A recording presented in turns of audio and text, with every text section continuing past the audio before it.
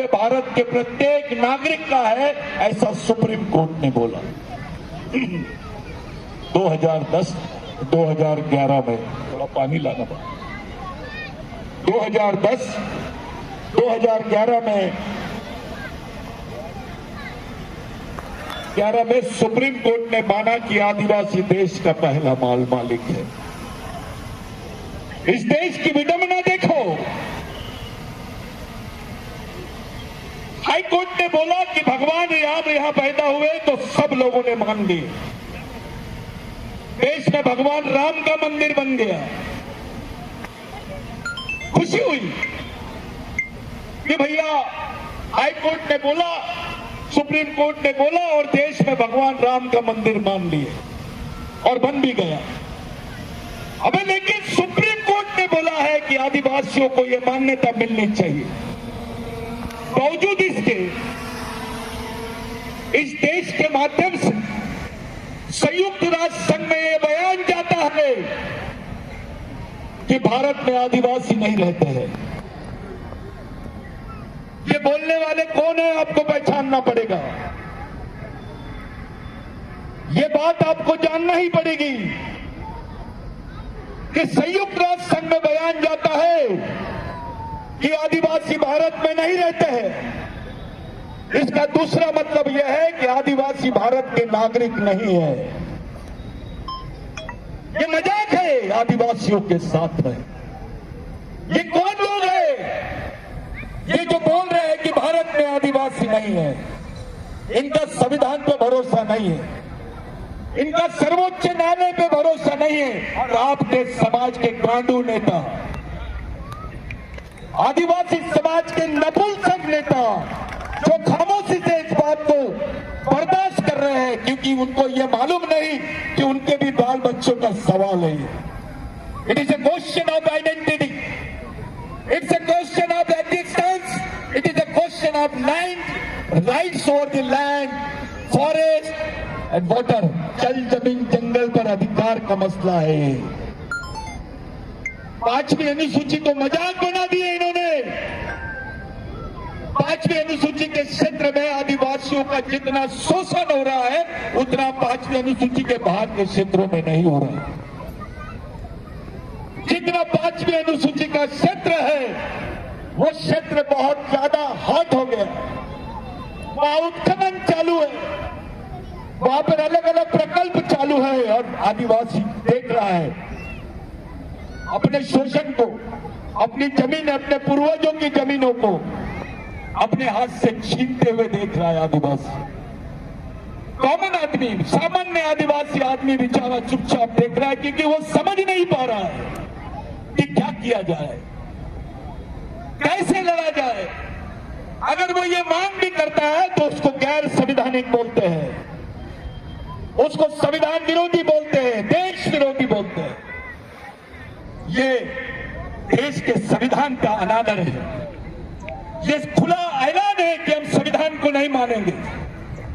जब बात भगवान राम की आती है तो संविधान का उल्लेख होता है, कोर्ट का उल्लेख होता है। मैं खुले मंच से बात कर रहा हूं ये कि इस देश में भगवान पैदा नहीं हुआ था तब से आदिवासी रहते हैं। इस देश में भगवान से पहले रहने वाले आदमी का नाम है आदिवासी। ये एंथ्रोपोलॉजिकली प्रूफ है, ये मानव शास्त्रीय तरीके से प्रूव है, ये सिद्ध हो गया है और सब जानते हैं कि इस देश का ओरिजिनल मालिक कौन है। अब सवाल इस बात का है कि आप लोगों के बीच में समाज में हर 2 घर के बाद में एक सफेद कपड़े वाला नेता मिलता है। इस समाज में नेतागिरी का भूत छाया हुआ है। हर आदमी अपने आप को नेता समझ रहा है। अरे भाइयों, एक नेता बनाओगे तो 5 साल काम देगा, लेकिन एक कैडर, एक सामाजिक कार्यकर्ता बनाओगे तो पूरी जिंदगी भर समाज के लिए काम करेगा। इस मिशन में, इस मिशनरी काम के लिए आपको तैयार होना है। आपको किसी पार्टी के भरोसे अपने सामाजिक अधिकारों की लड़ाई नहीं लड़नी है। आपको दूसरों के भरोसे अपने सामाजिक अधिकारों की लड़ाई नहीं लड़नी है। आपको अपने पूर्वज जिनके विचारों ने इस देश को खड़ा किया है, गुंडाधुर हो, तिलका मांझी हो, टंटा भील हो, राघोजी भांगरे हो, बाबूराव शर्मा के हो, या क्रांति सूर्य महामानव भगवान बिरसा मुंडा हो, ये लोगों के विचारों से हमारा समाज चलेगा। नेताओं के विचारों से समाज बच नहीं सकता है। अगर समाज बचेगा तो समाज के शहीदों के विचारों से ही बच सकता है। हमारे लोग समझ नहीं पा रहे कि कैसे लड़ा जाए। आदिवासियों को संभलने का मौका नहीं दिया जा रहा है। आदिवासी बच्चा कंफ्यूज है, उसको आरक्षण नहीं समझ में आ रहा है, उसको स्वरक्षण समझ में नहीं आ रहा है, उसको अपने 5वीं 6वीं अनुसूची के अधिकार समझ में नहीं आ रहे। इस देश में एक अलग चित्र दिखाई दे रहा है साथियों। जब कविता पढ़ी गई उसमें बताया गया कि भैया सबकी चिंता है, आदिवासी की चिंता नहीं है। जंगल बचाओ, पर्यावरण बचाओ, ये वो लोग समझा रहे हैं जिनका कोई लेना देना नहीं है जंगल से। ये रामदेव बाबा समझाएगा क्या आदिवासी को? जो आदिवासी के पास से 30 रुपए में 5 किलो ये लेते हैं, आंवला लेते हैं और उसको मार्केट में 300 रुपए का बेचते हैं। एक बोतल 300 स्टेशन हो सकते हैं। अबे आदिवासी आदमी अगर किसी चीज की दवाई देता है तो पैसे नहीं लेता, वो फ्री में दे देता है और बोलता है बेटा पैसे लूंगा तो तेरे को ये दवाई नहीं लगेगी। ये आदिवासी का कल्चर है। और ये हमारा ही आंवला हम इनको 300 रुपए में बेचते हैं। 3 रुपए का आंवला उसका जूस बना के मार्केट में बेच रहे।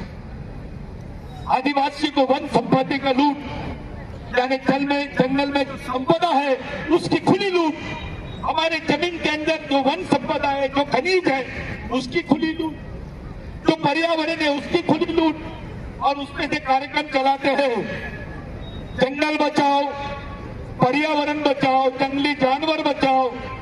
अबे ये तीनों को किसने बचाया है? इन तीनों को बचाने वाला कौन है? आदिवासी है। लेकिन आदिवासी बचाओ नहीं बोलते हैं आप। क्या बात है? आपको जंगल चलता है, पर्यावरण चलता है, शेर चलता है, सुअर चलता है, आदिवासी नहीं चलता। ऊपर से आप तो वनवासी बोल रहे हैं। ये वैचारिक षड्यंत्र है साथी। पहले आदिवासियों को मूल निवासी, फिर आदिवासी, अभी वनवासी, 5 साल बाद स्वर्गवासी। ये कार्यक्रम है। आपकी पहचान को, आपके अस्तित्व को ये नकारा जा रहा है। हमारी आने वाली पीढ़ी जिंदा कैसे रहेगी?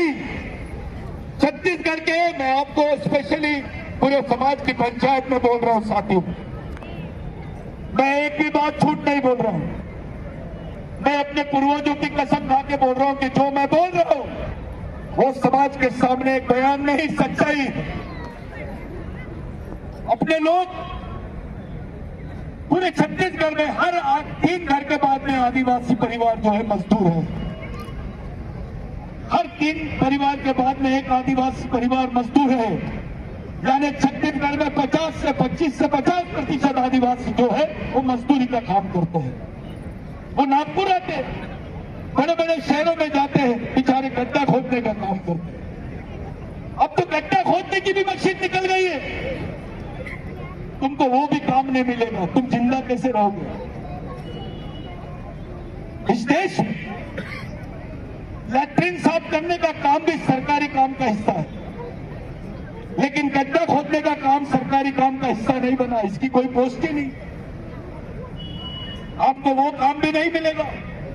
आपके बच्चे को आरक्षण खत्म, प्राइवेटाइजेशन हो रहा है। हमारी अगली आने वाली पीढ़ी को जिंदा रखने के लिए हम क्या बात करेंगे? कौन सी मांग को लेकर लड़ेंगे आप? आपके बच्चों को जिंदा कैसे रखोगे, इस पर बात करो। एक तरफ सरकार बोलती है इस देश में आदिवासी नहीं रहते, दूसरी तरफ आपके आरक्षण के साधन बंद, नौकरियां बंद। आपका बच्चा करेगा क्या पढ़ लिख के, इसके बारे में नेताओं ने बताना चाहिए। मेरे को ये फिक्र नहीं है कि हमारी जमीन जारी है, हमारी जमीन छीन रहे हैं, ये तो चालू है क्योंकि सत्ता उनके पास है। वो सत्ता का कैरेक्टर होता है, उनकी मनमर्जी से वो लोग पूरे कॉर्पोरेट को आदिवासियों की जमीन बेच सके और बेचना चालू है। लेकिन सवाल, तुम्हारी पहचान के साथ तुम्हारा अस्तित्व है, जल जमीन जंगल पे तुम्हारे अधिकार है, किसके भरोसे, कौन सा भगवान ने दिया? अगर बस्तर में गुंडा धुर का आंदोलन नहीं होता तो तुम्हारे हिस्से में 2 एकड़ 4 एकड़ 5 एकड़ जमीन नहीं आती। तुम इस देश के मालिक नहीं बनते, जमीन के मालिक नहीं बनते। तब तो कोई आरक्षण नहीं था संविधान बनने के पहले, तब किसी टाइप की कोई सुविधा नहीं थी। जिंदा रहने का एकमेव साधन था जमीन, और ये जमीन देने वाले भगवान का नाम है बस्तर में गुंडा धुर। ये भगवान है। मैं आपसे पूछता हूं, आपके रिकॉर्ड जाके चेक करो, कौन से नेता ने, कौन से राजा ने तुमको जमीन दिया? ये जमीन किसके आंदोलन से तुमको मिली? तुम्हारे बाल बच्चों के बदन पे कपड़े हैं। तुमको पहले क्रिमिनल ट्राइब बोलते थे, गुनहगार जमात। आदिवासियों को मारने पर किसी पे सजा नहीं होती थी, किसी पे एफआईआर नहीं होता था। वो क्रिमिनल ट्राइबल बिल बस्तर की याद दिलाता है। साथियों, ये जो आपके हिस्से में जमीन आई, आप अपने घर जाओ, पूछो किसी से भी रिकॉर्ड निकालो, ये जमीन किसने दिया?